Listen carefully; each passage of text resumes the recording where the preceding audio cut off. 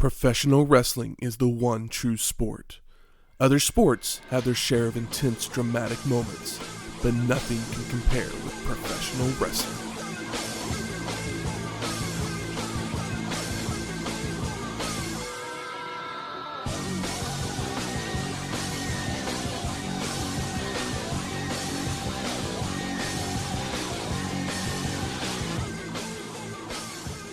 Welcome to Wrestling History X, where three friends come together to talk about the stories behind the matches. I'm Matt. And I'm one of the dozens. And dozens. Welcome to episode 379, WWF Smackdown. Smackdown. This was incredibly exciting. Smackdown. This was incredibly exciting time. I was a kid with cable. I can't imagine how great it felt to be a kid without cable that could finally participate in the conversation. That's right. UPN, baby. Mm-hmm. And I was a big fan of the UPN programming as a child, because that's where all the trashy shows were. Do you remember? There's one that I just remembered like a couple weeks ago. I didn't remember the name of it, and then I had to look it up because Jake Busey was on it. It was called Shasta McNasty. I do remember the show. I don't remember that. Don't remember watching it. I watched it. I don't remember much about it. I just remember watching it, and I could never remember the name of it, and now I know why. It might be the worst name for a television show of all time. It's a horrible name for a show. Mm-hmm. But I was a big fan of the Wayans Brothers TV show. Yeah. One of the greatest theme songs for a TV show ever. But this is the second episode of SmackDown, or as some people say, it's the first, because the other one was a special episode. Yeah, it was like the pilot, basically. But it wasn't last week, right? It was the one that was like in April or whatever. But it would take place on August 24th, 1999, from the Kemper Arena in Kansas City, Missouri, with an attendance of 9,779. But would air on August 26th with a TV rating of 5.7. Thunder the same night would have a 2.0 with a main event of Rick Steiner and Sid versus Benoit and Saturn. I mean, Thunder was never a hit. No. Nobody ever cared about Thunder because they didn't care. They didn't care about Thunder. Yeah, I mean, they cared about Thunder for about a week and a half, and then they went, wait, we have to travel more? And we have to do more work? And all those guys that were on the contracts that they were just like, we can do whatever we want, went, no thanks. And Thunder was on cable, right? Yeah, they were both on TNT, TBS. Yeah, if like it was on network television, you have to put in the work. But something that would happen right around the same time as this SmackDown, the debut album of one Lou Bega, A Little Bit of Mambo, would come out the same week. An inescapable headache of an earworm. That was the single off the album. This is the whole album. The single actually came out later. But that's the only song anybody knows by him. Oh, yeah. And the dude's still releasing music. It's not like Ricky Martin where it's like, oh, you can be like, oh, yeah, I remember that second Ricky Martin song. Like, nobody remembers another Lou Bega song, but everybody remembers this. Also, he's like German. I always just assumed he was Hispanic. I did too.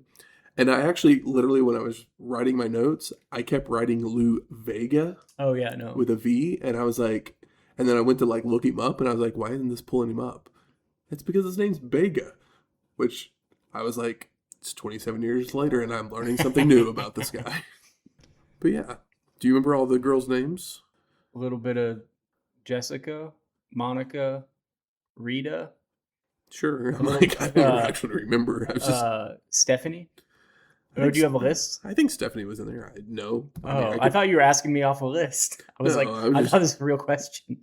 What did I say? Jessica, Rita, Monica, Stephanie is what I think I have so far.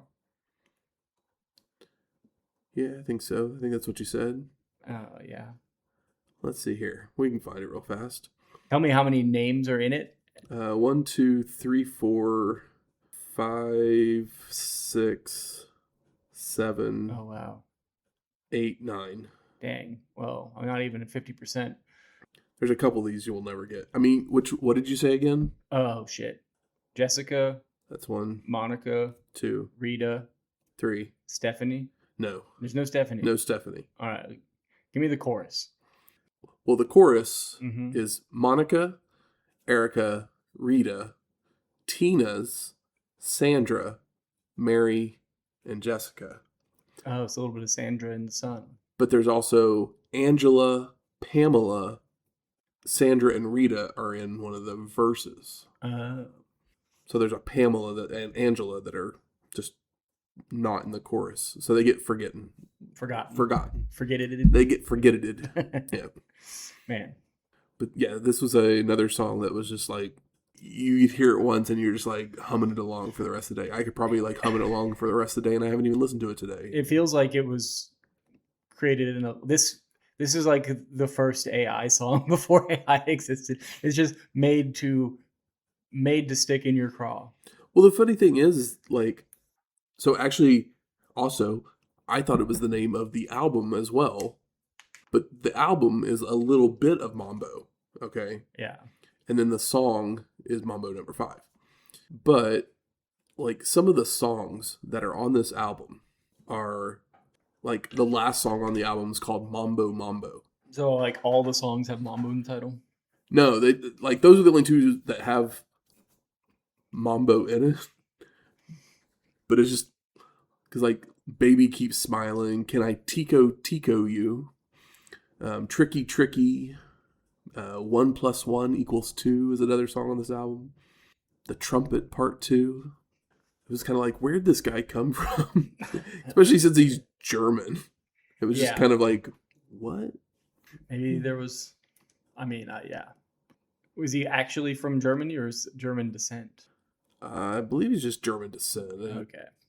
I mean, it says German musician. But like Mambo number 5 is actually a remake of a 1949 instrumental piece by Perez Prado.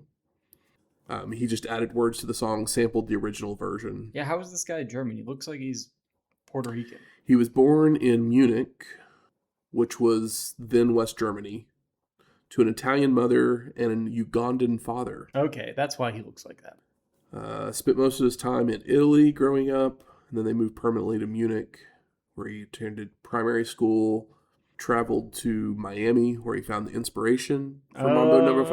Oh, yeah, he's incredibly Miami coded. Oh, yeah, totally. He actually started his career as a rapper, which, okay. But those are German music producers on this album, even though they're like, they're under the name Frank Leo and Donald Fack, but they have German names that they don't have listed. Yeah. But the song hit number 1 in most European countries, including Germany, the UK, and France, and number 3 in the United States. You want to hear something that proves how cooked this man was at some point? Sure. His 5th studio album, A Little Bit of 80s, was released in June of 2013 in Germany. But in this album, he covers, I guess he's just kind of become a covers guy, and he covers Smooth Operator by Sade. That's a crime. I'm so excited by the Pointer Sisters. Red Red Wine. Karma Chameleon by the Culture Club. I kind of want to listen to this album right now. The Sade cover, I think I might vomit because he can't do that. This is kind of funny, actually. Yeah, it's really funny. But yeah, if you're not humming along to Mambo number 5 right now, then lucky you. If you're under 30, you've probably never heard it. It's possible. It's probably on like every 90s playlist ever, though. Yeah, maybe. I hope the best, Captain Lou Bega. No, he's not dead yet, so Okay. he could still... I think he put his last album out in 2021. So. Yeah, and it was called 90s Cruiser, and probably another cover album. Probably another cover It doesn't album. even have... You can't even click on it. Hope he's doing well. Hope so. But let's talk some WWF Smackdown. The WWF Attitude Package plays before a highlight package shows footage of Triple H, where he became the number 1 contender, beating The Rock, then would nail Stone Cold with a pedigree, only for Mankind to rush in to steal the victory away at SummerSlam.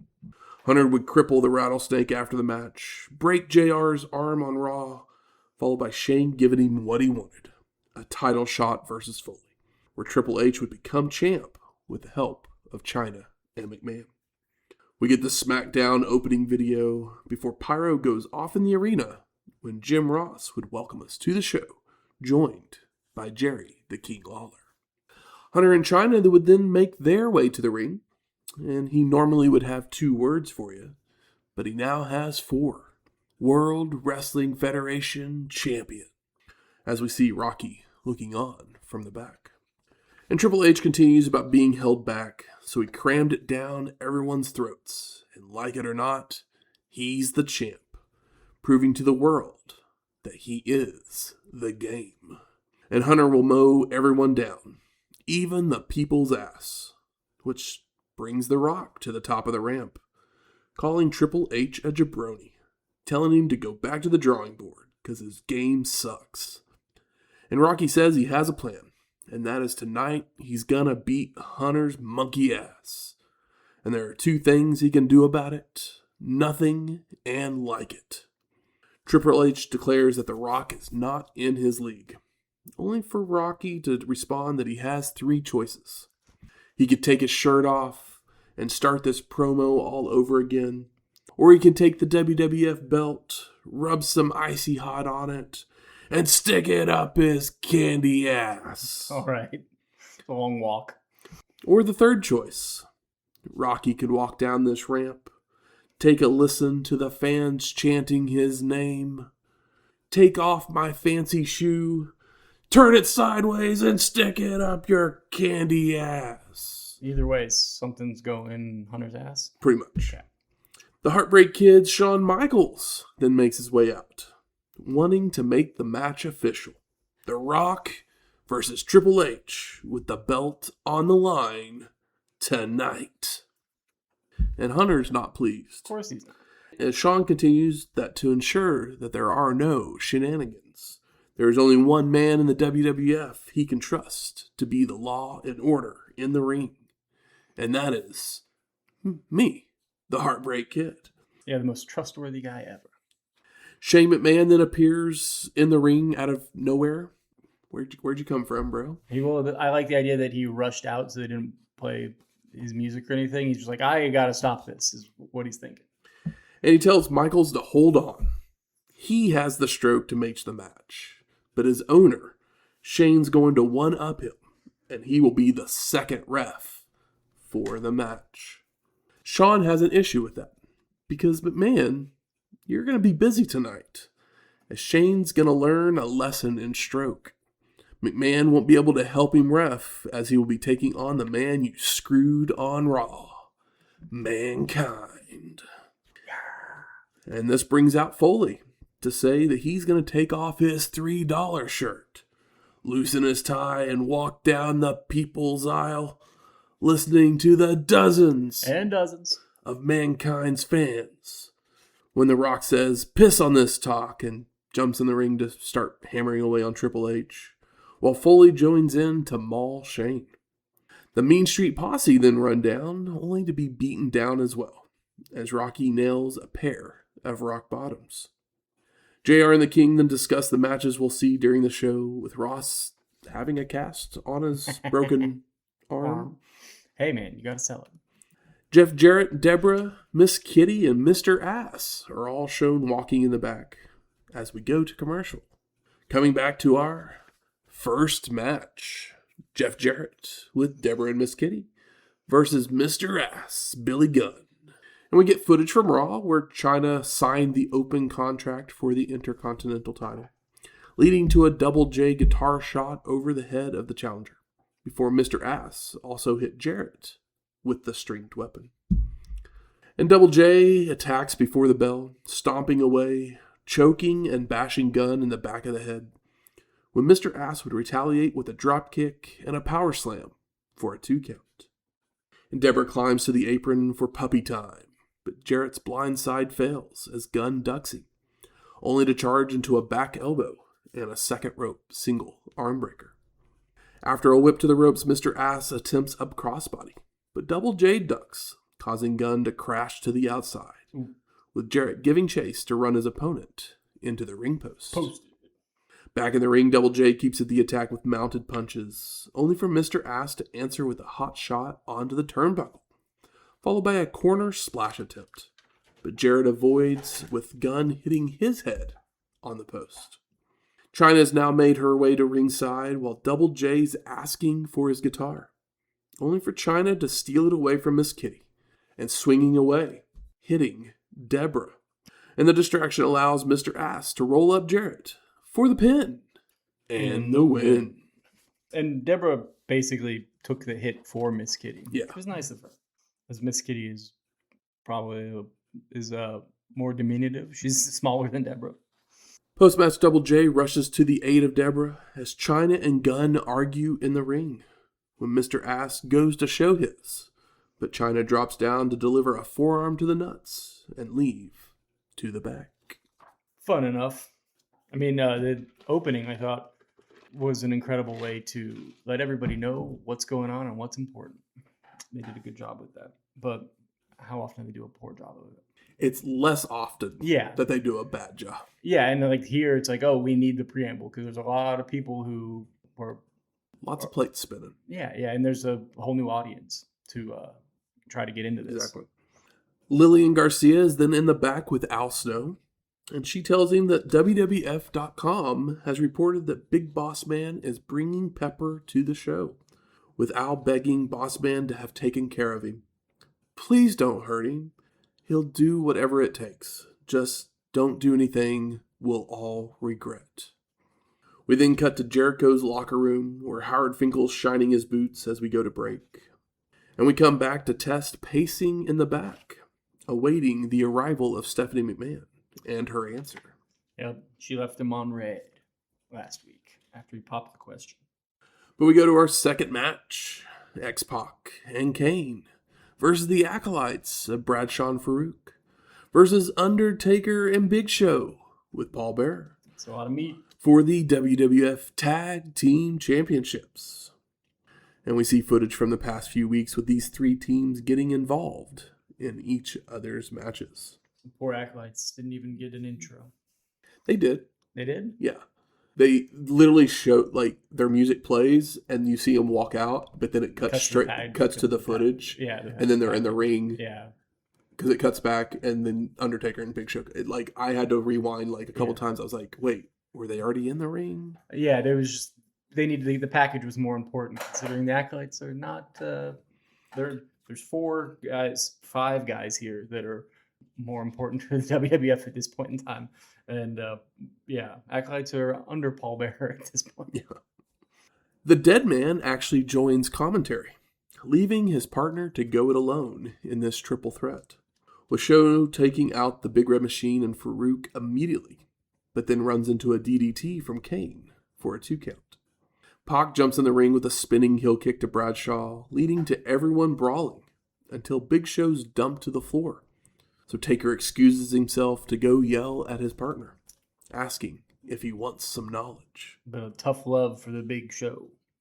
Show rejoins the match and delivers headbutts to Faarooq, goes for a powerbomb to X-Pac, only for the former militant to attempt a clip to the knee, but he misses, forcing Bradshaw to jump in to nail a kick to the knee to drop Big Show.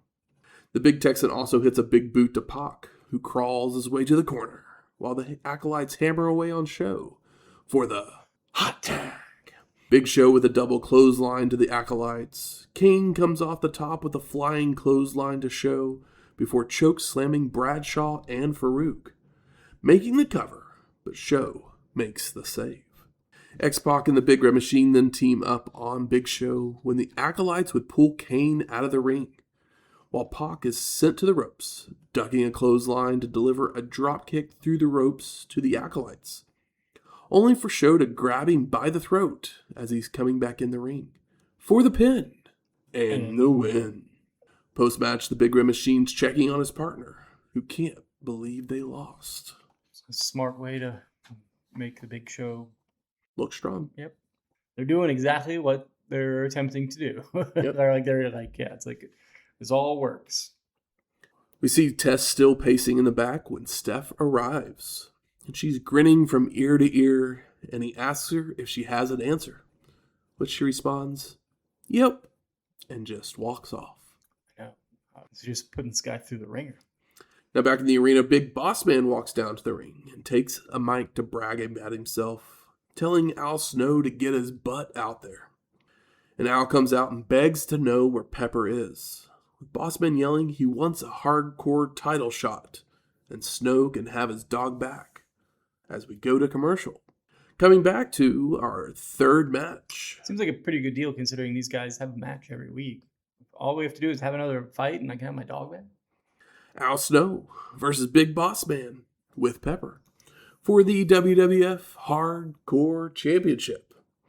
And the champ made it back to the ring first with this title belt, so foreshadowing. And Bossman hands off the dog to the King to watch, who begins peeing on the table while the fight is on in the ring. So happy this one's in the ring. Until Snow rolls out to check on his friend. But Big Bossman cuts him off with a clothesline on the floor. Back inside, more strikes when Al's knocked over the ropes, with Bossman giving chase, grabbing a ladder to use, only to have it shoved back into him by Snow, followed by head slamming his opponent into the ring steps. And Al brings a cookie sheet with him into the ring to smash over the head of Big Bossman, grabs the ladder to attempt to surf it, but Bossman hits the ropes, causing Snow to crash out to the floor. The two men then fight over the ladder until Al throws it back in Bossman's face, climbing into the ring, only to stop and stare at Pepper. Yeah, he wants to go check on his puppy. Yeah, Snow tries to go check on him again, but Bossman cuts him off once more with a shot from his nightstick for the pin and the win. And new post-match, Big Bossman grabs Pepper from Lawler as well and leaves up the ramp. I mean, you got what you wanted, and you won. And you still took the dog. Bastard. Son of a bitch. We cut to outside the building where X-Pac is arguing with Kane. And Pac says he's tired of being the weak link and walks off. Jericho is then shown walking in the back, fluffing his hair as he talks about how he's going to save the show. We then cut back to ringside, where Snow has just woken up and realizes that there is no Pepper, and runs off as we go to break. Coming back to Triple H and The Rock in their respective locker rooms, followed by seeing Al looking for Bossman and his dog everywhere. But that takes us to our fourth match, Road Dogg Jesse James versus Chris Jericho. And Road Dogg does a stick, while we also see footage from the past couple of weeks of our competitors' interactions. When we get back and forth action to begin, until Chris is monkey flipped and clotheslined to the floor, with James following out to whip him, but a reversal sends Road Dogg into the steel steps. James is rolled in while Jericho heads up top, only for Road Dogg to hit the ropes, causing Chris to be crotched and superplexed down to the mat. Fink then climbs to the apron to give Jericho a drink, but ends up throwing the liquid in James's face, leading to Chris delivering strikes and a pair of backbreakers before rolling out to grab a table, setting it up inside the ring. Jericho then goes for a suplex, only for Road Dogg to block and reverse into a DDT. But Chris is up first, missing a clothesline, allowing James to retaliate with a shake, rattle, and roll, hip attack on the ropes, and a shaky knee drop for a 2 count. And Jericho's sent to the ropes, only to slide under his opponent, kicking him low to nail a powerbomb to the mat, followed by picking him up for a second powerbomb through the table for the disqualification. Post-match, Chris then applies the walls of Jericho, not relinquishing it until more officials come down to pull him off as we go to commercial. And this is the first time we've seen Jericho wrestle, right? On WWF, yep. Yep. And it's probably the best match Chris Jericho could have possibly got out of Road Dogg. Nice way to introduce him as your newest heel. And you have it against this guy that everybody loves because... Everybody likes to suck it. Yeah, everybody loves to, say, chant along to his shtick, as you put it. We come back to Jericho in the back with Howard Finkel, and he's talking about his dominance and making fun of Tony Schimmel, saying Fink should be in the ring and seeing that as he is a warrior, Howard needs to prove that he's the best. So Finkel runs out to the ring, doing his warrior impression again. And Fink tells Chimmel to hit the bricks and shoves him down. When Tony blindsides and begins beating up Howard as Chris watches on from backstage. And Finkel's knocked out to the floor, which brings Jericho out to help him to the back, while admonishing him as well.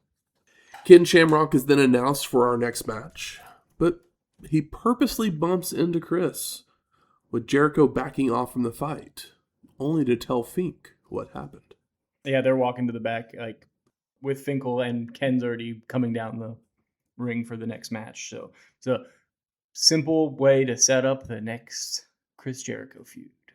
And Howard runs after Ken and tells him off, poking his finger at Shamrock, leading to his fingers getting twisted, when Chris would sneak in from behind with a chair shot across Ken's back. Ooh. And Jericho and Finkel run off to the back, with Shamrock giving chase after he wakes. Yeah, the last guy I would want to hit in the back with a chair. I'd want to stay as far away from Ken Shamrock as possible. I know. Stephanie McMahon then makes her way to the ring, asking Andrew to join her, saying she has an answer. So Tess gets on his knees again, with the answer being yes. The two kiss when the Mean Street Posse runs down. Tess fends them off until he's overwhelmed, while Shane restrains his sister.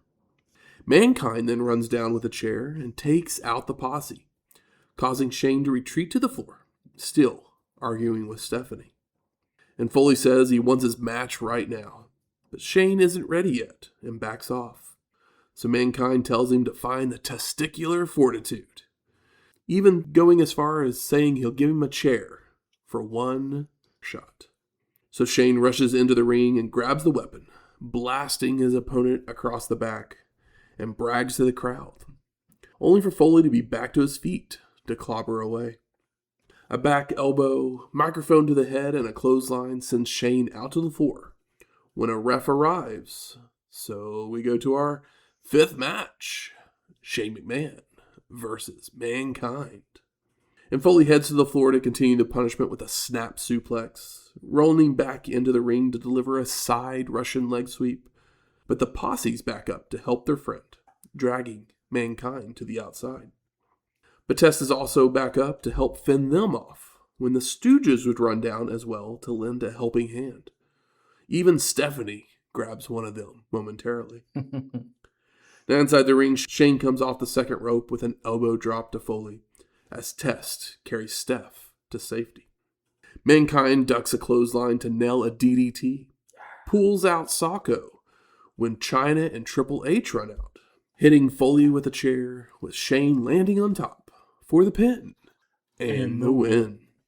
Post-match, Chyna and Hunter help McMahon up the ramp, celebrating at the top. The sons of bitches. We then cut to Jericho and Fink running out the door, with Chris jumping in a car and driving off, leaving Howard behind, just as Shamrock catches up with them. And Ken screams in Finkel's face with him blubbering away and shitting his pants as we go to break. I think it's a little far. So we come back to highlights from SummerSlam where Triple H destroyed Austin's knee, followed by an interview by Michael Cole with Stone Cold. And Michael goes over the knee injury, which Austin claims he had before the match. Only, you have to go out there and do your job. But the attack did make it worse. And Cole repeats Hunter's claim that Stone Cold would not be back, only for Austin to respond that is BS. He's going through rehab and he will figure out if and when he's ready. Stone Cold then praises Triple H for taking a page out of his book, but he hasn't read the whole book, and his ass is gonna get beaten. We then go to our sixth match, Ivory versus Tori in an evening gown match. Salacious. We see highlights from the post-match from SummerSlam where Ivory would rip the clothes off of her opponent. And obviously the rules of an evening gown match are the winner strips their opponent down to bra and panties. You guys all remember 1999? And Tori comes out in just a shirt. Yeah, she's got like a white button-down long sleeve with the WWF embroidery. So I think there's a scene missing because in what I was reading, like in doing my research. The idea is that Ivory stole her. No, she literally was just going to come out basically in bra and panties, just like, even though, like, how are you going to win the evening gown match if you're already in your bra and panties? Sometimes to win is to not play the game at all. Perhaps. But officials, like, stopped her and, like, made her put one of their shirts on. Okay. Yeah, I was curious, too. I just assumed that she didn't give a shit and was there to beat her ass. So she was like, I'm not even going to bother. It's pretty much what it is. But, but they were like, oh, we're on UPN. You got to cover up. But she attacks Ivory immediately with strikes, a facebuster, and a hair mare. And Tori begins ripping at the dress of her opponent before a turnbuckle smash and more strikes, until a rake of the eyes allows Ivory to rip unsuccessfully at the shirt. Tori then tackles her opponent to finish pulling the dress off for the win. In post-match, Tori continues to attack when Luna would run down to pull her off, allowing Ivory to escape to the back. It happened. Absolutely happened. This is a show for teenage boys. Lillian Garcia is then in the back with Triple H and Chyna, and she mentions about The Rock claiming it's his show, and he's gonna get his title back. When Chyna would take the mic from Lillian and tells her to show some respect to the champ. And Hunter declares that Rocky wants to play the game. He can step up to the plate, but the title is leaving with me, before telling the Heartbreak Kid to stay out of his way or he will never walk again. But we then see The Rock and Michaels walking in the back as we go to commercial. Coming back to Al Snow, still looking for Pepper. He's long gone. This time in the TV production truck. Followed by Test and Steph getting congratulated by Cole, Earl Hebner, and Jimmy Corderas. It's nice that some people are happy for him. Yeah. That takes us to our 7th match. Triple H with Chyna versus The Rock for the WWF Championship, with Shawn Michaels as the special guest referee. And the champ came out first. Foreshadowing. And the two competitors stare each other down before just slugging it out, when Rocky would catch Hunter in a rock bottom, only to elbow his way free, leading to Triple H going for the pedigree, with The Rock reversing it into a back body drop.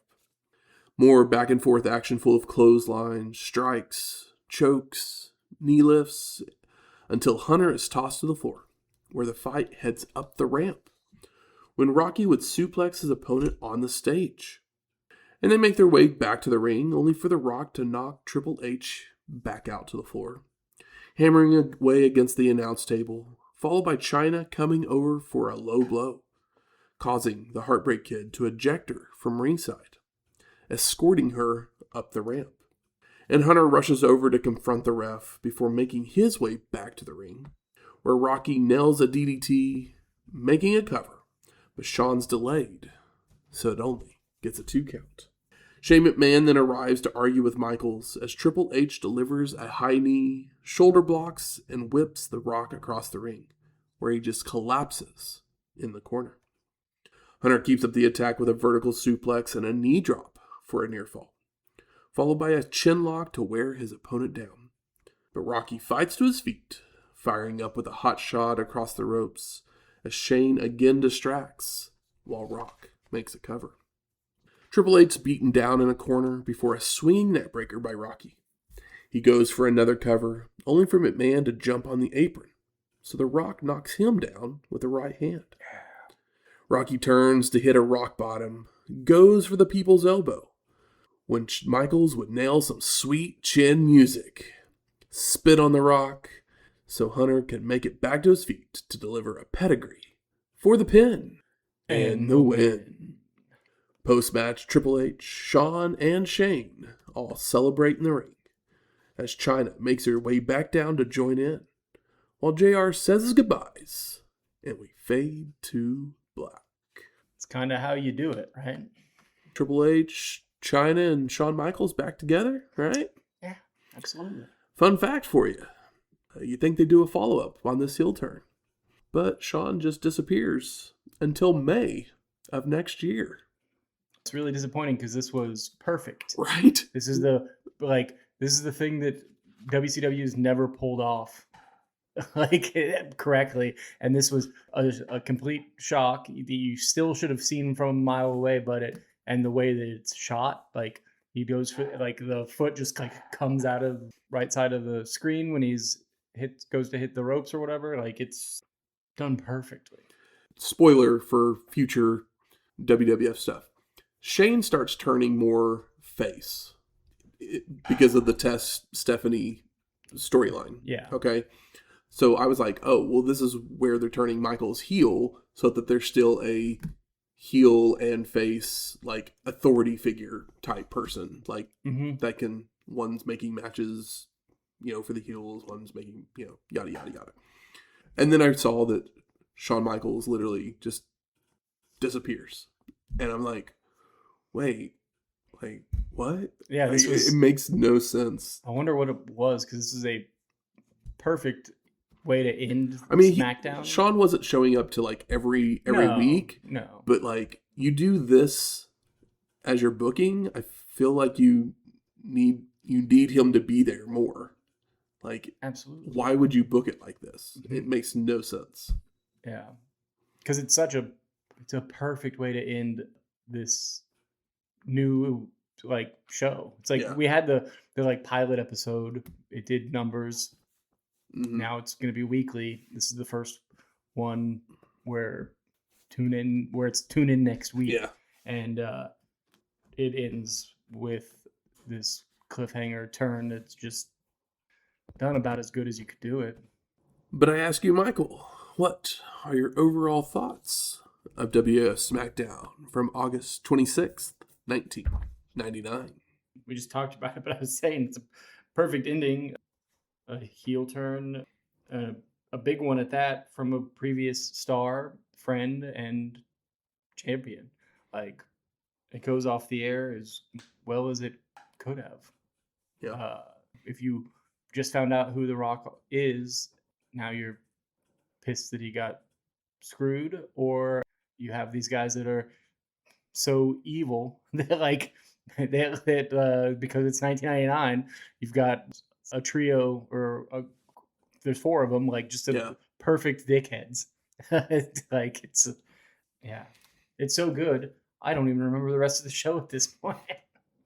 I mean, this show is a fantastic example of how WWF was the better storytelling company.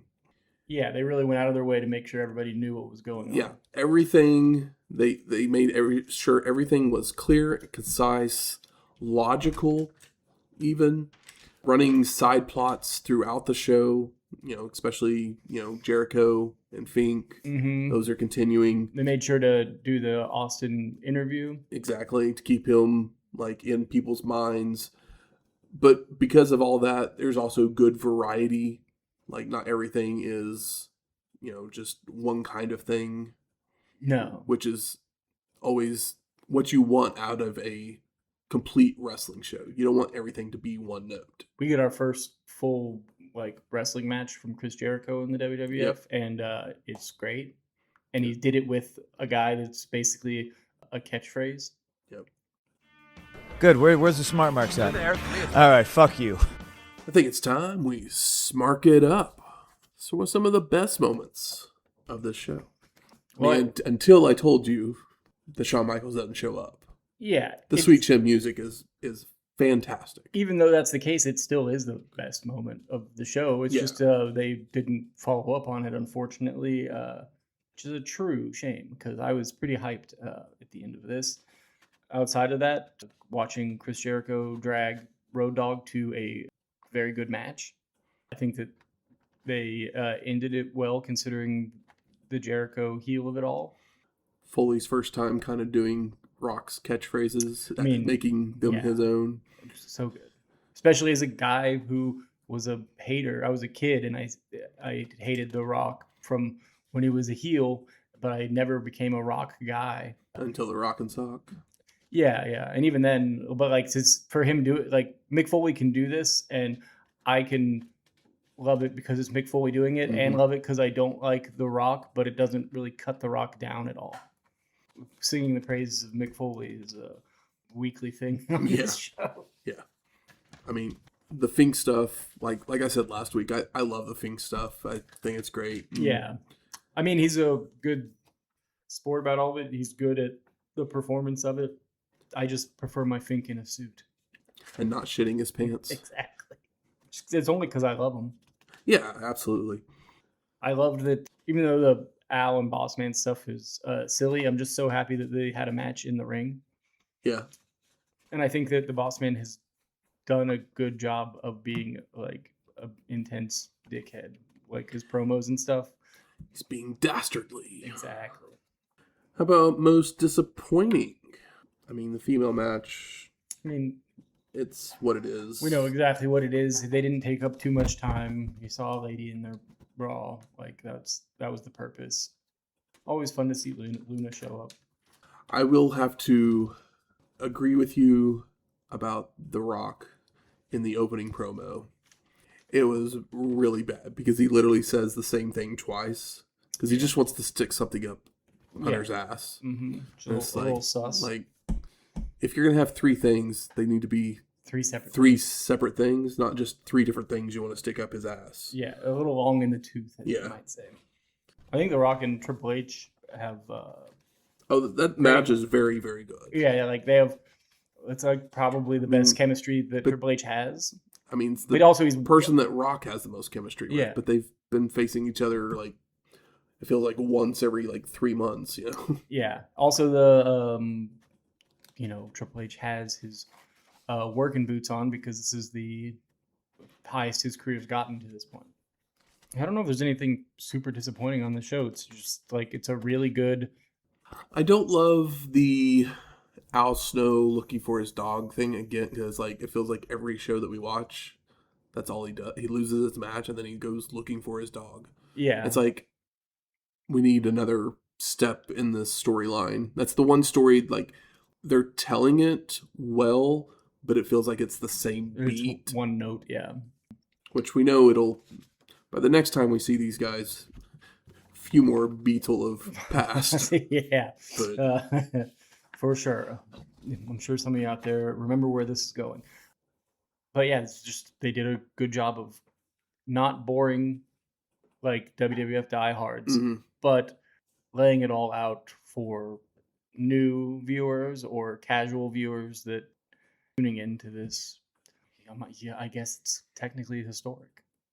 How about best performer of the night? Probably Triple H because he's got his working boots on, and I'm not a Triple H guy specifically, but he rose to the occasion. Absolutely. And see, I did like his opening line was usually I got 2 words for you. Yeah. But tonight I got 4, which I thought was a great line. It absolutely was.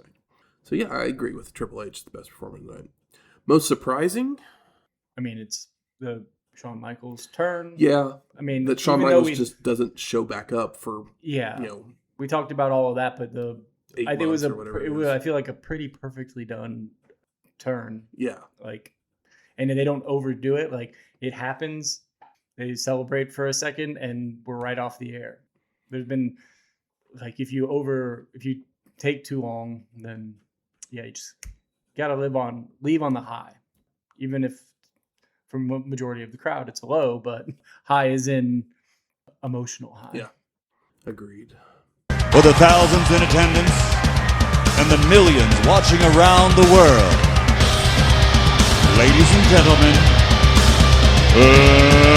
let's get ready to rumble!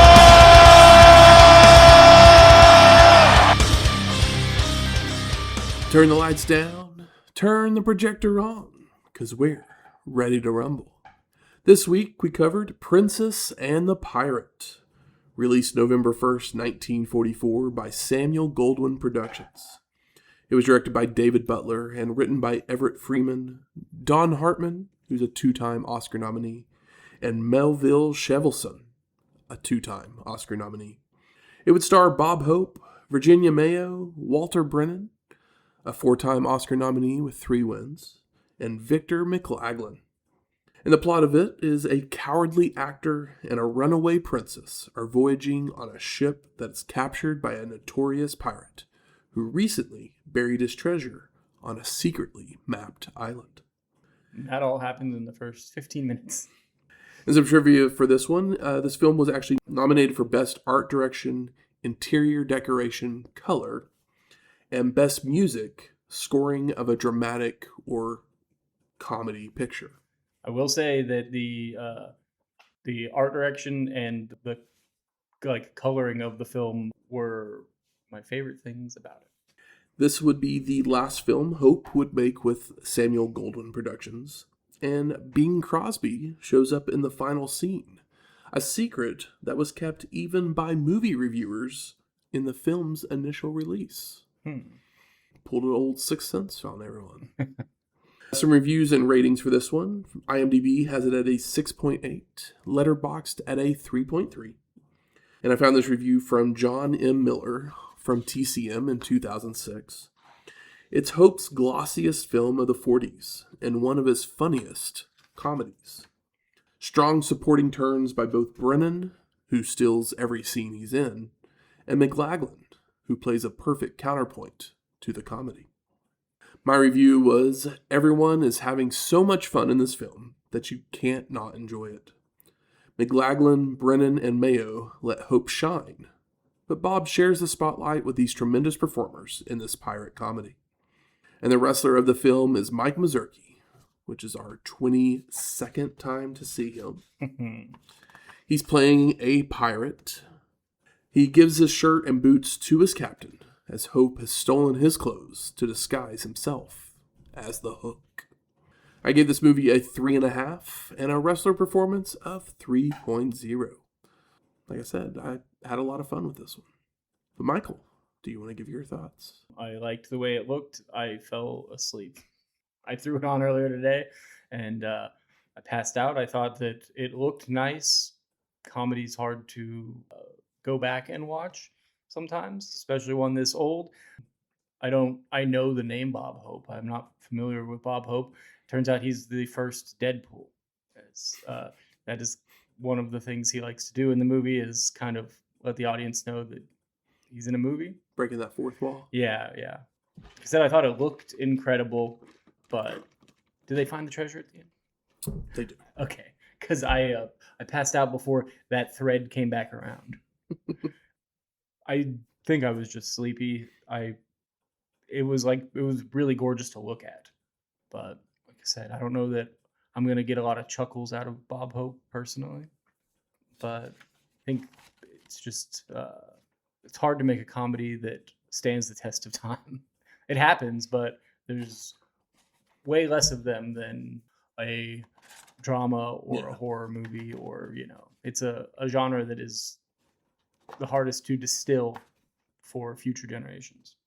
But if this does sound interesting to you, it happens to be out there. Amazon has it. I watched it on Canopy. Hoopla, Canopy. Is also places that you can find it. The transfer was incredible. I was just like, damn, this looks good. Yep. Next week, we're going to hit up the very first episode of ECW on TNN from August 27th, 1999. Huge deal for our pals from Philly. Yep, going nationwide. Yeah, and we'll see how they pull it off. We just saw how WWF did it, but we knew they weren't going to fumble the bag. Nope. They're unstoppable at this point. The music from this week's show is Everybody on the Ground by Jim Johnston, and Triple H won our main event, so we play My Time by Jim Johnston as well. And if you like this episode or any of our other ones, please go out there and rate and review us on iTunes, Spotify, YouTube, or wherever you find your podcasts at. If you're doing the YouTube thing, make sure you like, subscribe, hit the bell for notifications. Leave a comment. Like I said, I don't know if they're fake or not, but there's a whole lot of hits on these last handful of episodes we put out on YouTube. I've never listened to a podcast on YouTube. We do not. This is not a video podcast, nor will it ever be. Correct. Because there shouldn't be video podcasts in my opinion. But if you have any other questions, comments, concerns, you can email us at wrestlinghistoryx@gmail.com or find us on X at WrestlingHistoX. That's Wrestling HISTO X. We'll talk to you next week.